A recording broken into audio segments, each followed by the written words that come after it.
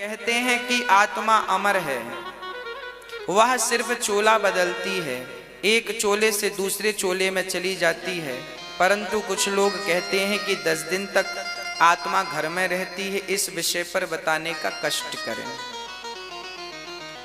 देखिए, आपने सुना होगा कि आत्मा, जब आदमी मरता है तो आत्मा निकल जाती है, पर गरुड़ पुराण में लिखा है कि 13 दिन तक, जब तक आत्मा, हमने कथा में बताया था कि आत्मा शरीर से निकलकर सूक्ष्म शरीर में जाकर मिल जाती है ना। सूक्ष्म शरीर होता है हमारे भीतर, जिससे हम लोग सपना देखते हैं।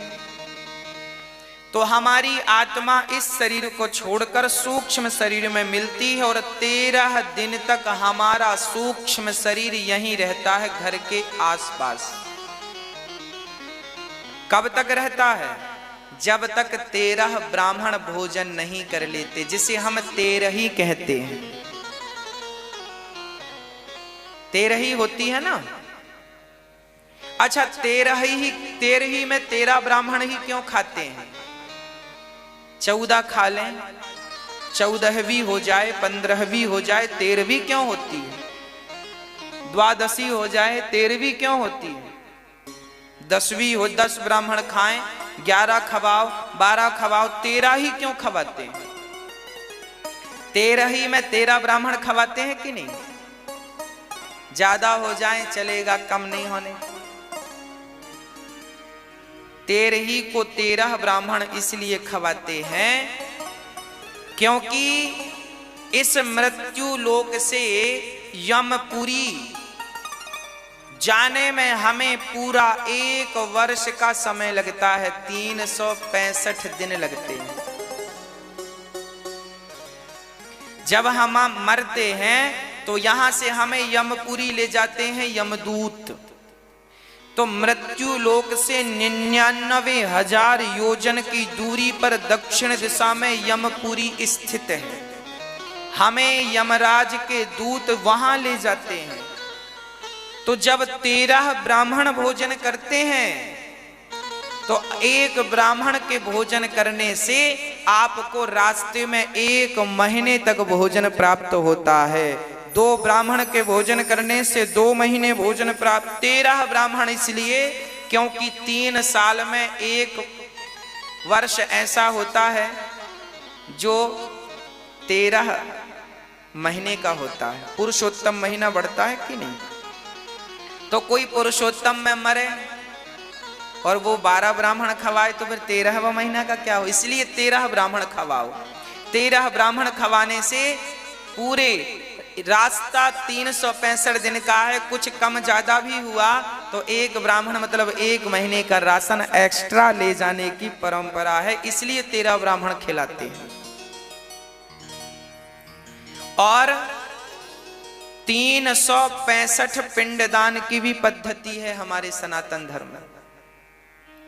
365 पिंडदान, कोई किसी का पिंड, कोई किसी का, मतलब हम यात्रा करते हैं ना, तो आप जब मरते हैं तो आपके बच्चे जलदान करते हैं, पिंडदान करते हैं। आप जलदान करेंगे तो आपको रास्ते में जल मिलेगा, पिंडदान करेंगे तो आपको रास्ते में वही नाश्ते में प्राप्त भोजन में मिलेगा। इसलिए हमारे यहाँ त्रयोदशी की बड़ी बात है, जिसे 13 ही कहते हैं। 13 ही तो सबकी होती है, सबकी करनी चाहिए। इसलिए हम कहते हैं कि बच्चों को, आज देखिए आज के नौजवान बच्चे ना मानते नहीं इन चीजों को। कहते हैं हम तो पिंडदान पे भरोसा ही नहीं करते, गया श्राद्ध पे भरोसा नहीं करते। तुमने बच्चे पैदा किए हैं इसलिए कि हमारी 13 ही करेगा, पिंडदान करेगा, श्राद्ध करेगा, और बेटा मानता ही नहीं लो उस चीज को, बिलीव ही नहीं करता। साइंस का स्टूडेंट है बेचारा। अब क्या करे फिर? पिता का कल्याण कैसा हो? तो फिर जिसके बच्चे पुण्य नहीं करते, फिर उस जीव को भूखा प्यासा ले जाते हैं, घसीट करके उसके बाल पकड़ के खींच कर ले जाते हैं। बड़ी यातनाएं मिलती हैं। अरे साहब, आप तो सब भूले बैठे हैं, हमें याद है, हम तो कई बार मर चुके हैं। मर तो आप भी चुके हैं कई बार, पर आपको याद कुछ नहीं। आप जब चलेंगे उस रास्ते में तो आपको बहुत लोग दिखेंगे घसीटे ले जा रहे हैं। ये वही लोग हैं जिनके अपने बच्चों ने न तेरही करी, ना इनके नाम से कोई, ना इन्होंने खुद से चलो तुम्हारा बेटा तेरही ना करे तो कम से कम तुम अपने जीते जी यदि तुमने किसी को खिलाया पिलाया है तो वही तुम्हें प्राप्त हो जाएगा, पर वो भी तो नहीं किया। जीते जी ना किसी को भोजन कराया, ना किसी को रोटी खिलाई, ना किसी प्यासे को पानी पिलाया, ना किसी की तकलीफ दूर की, तो फिर तुम्हारी तकलीफ दूर करने कौन आएगा?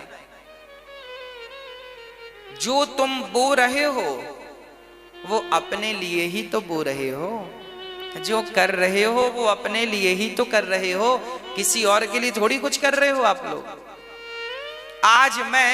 आज आप लोग दान करते हैं, किसके लिए दान कर रहे हैं? आप अपने लिए ही तो कर रहे हैं।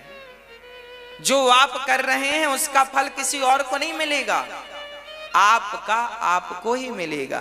इसलिए बेटा करे बाद में सो करे, करे ना करे, पर तुम जीते जी अपने हाथ से अपना सब कुछ करते हुए जाओ।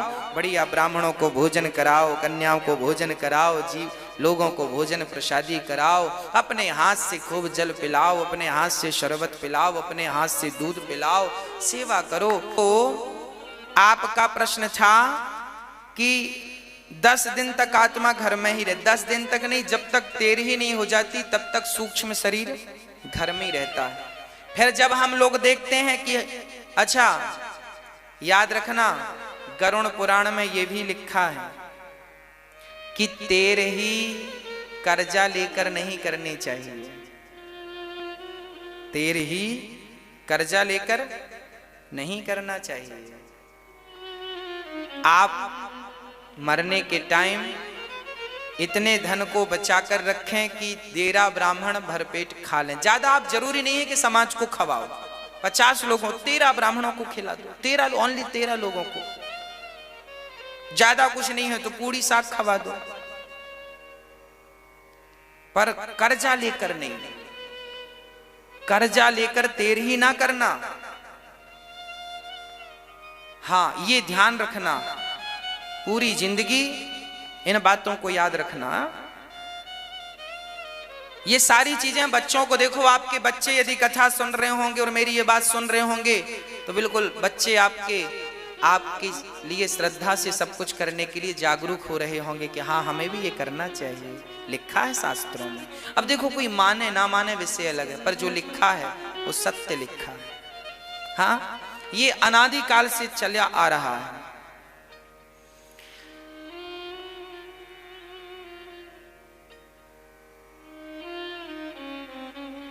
अब तीसरा आपका कहना यह है, शिव कुमार धीर जी आप कह रहे हैं कि मनुष्य भाग्य लेकर आता है और कर्म लेकर जाता है, इसमें क्या सत्य है?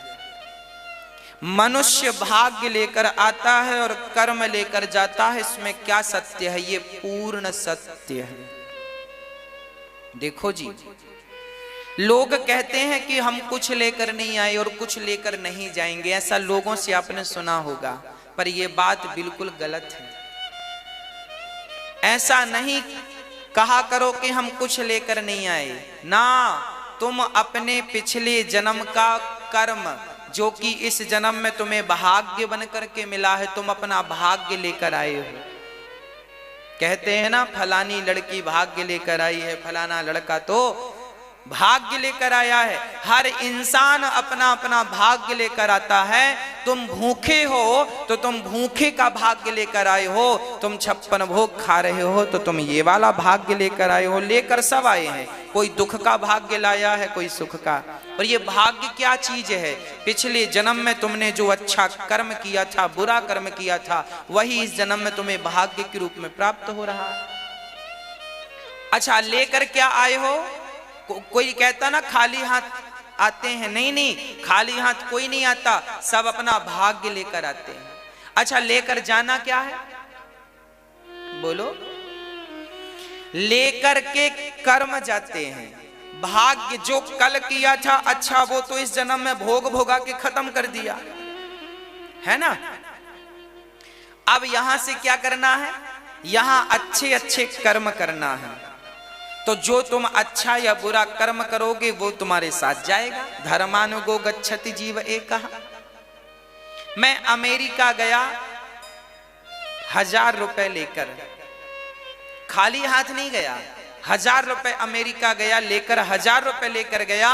और वहां फिर मैंने उस 1000 रुपए से मैंने काम धाम शुरू किया। तो मैं चाहूं तो शराब पीकर गलत काम करके 1000 रुपए खत्म भी कर सकता हूं, और मैं चाहूं तो उस 1000 के 10,000 बना लूं, 10,000 के 1 लाख बना लूं, 1 लाख के 2 लाख बना लूं, 2 लाख के 50 लाख बना सकता हूं।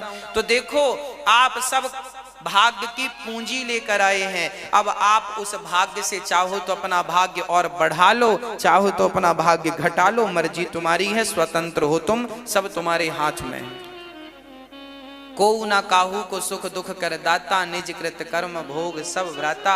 व्यक्ति अपने ही कर्मों का फल भोगता है और आरोप दूसरों को लगाता है तेरे कारण सब हो रहा।